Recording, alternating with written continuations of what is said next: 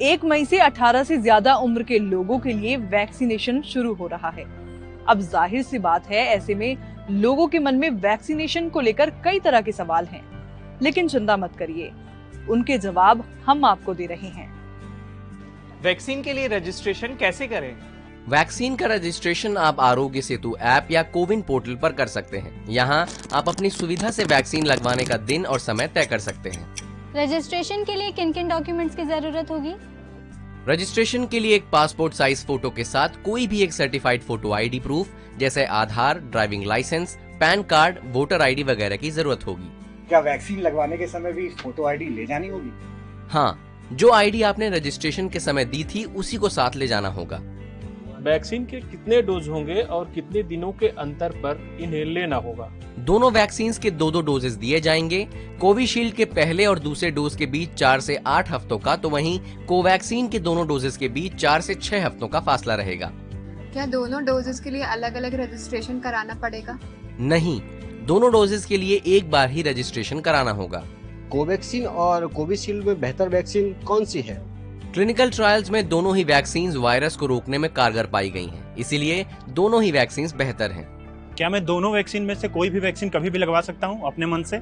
नहीं, ये इस पर निर्भर करता है कि आप जिस वैक्सीनेशन सेंटर पर जाएंगे वहाँ कौन सी वैक्सीन अवेलेबल है। मुझे पहले कोरोना हुआ था, अब मैं बिल्कुल पूरी तरीके से ठीक हूँ। क्या अभी भी मुझको वैक्सीन की जरूरत है? बिल्कुल, कोरोना के कई मामले रीइंफेक्शन के हैं, इसलिए आप रिकवर हो गए हों तब भी वैक्सीन लगवाएं। किन्हें वैक्सीन नहीं लगवानी चाहिए? प्रेग्नेंट महिलाएं, स्तनपान करा रही महिलाएं, कोरोना मरीज या किसी भी गंभीर बीमारी से पीड़ित व्यक्ति वैक्सीन न लगवाएं।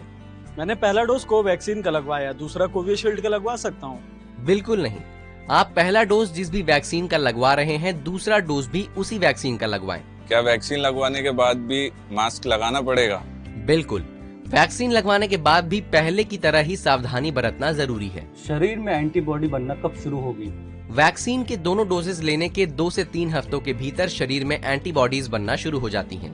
वैक्सीन लगने के बाद किस तरह के लक्षण दिख सकते हैं? जिस जगह वैक्सीन लगाई गई वहां हल्का दर्द, सिर दर्द, बुखार, चिड़चिड़ापन, चक्कर आना जैसे लक्षण दिख सकते हैं। ऐसा होने पर डॉक्टर की सलाह से दवा ले सकते हैं।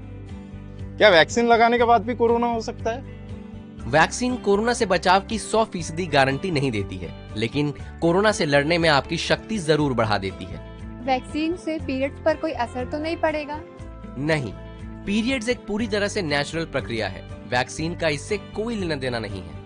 वैक्सीन की कीमत कितनी है? सरकारी वैक्सीनेशन सेंटर में दोनों ही वैक्सीन मुफ्त में लगाई जा रही हैं। प्राइवेट अस्पतालों में आपको वैक्सीन के एक डोज के लिए 250 रुपए देने होंगे। तो उम्मीद है वैक्सीनेशन को लेकर सभी सवालों के जवाब आपको मिल गए होंगे। तो जल्द से जल्द वैक्सीन लगवाएं और कोरोना को हराएं।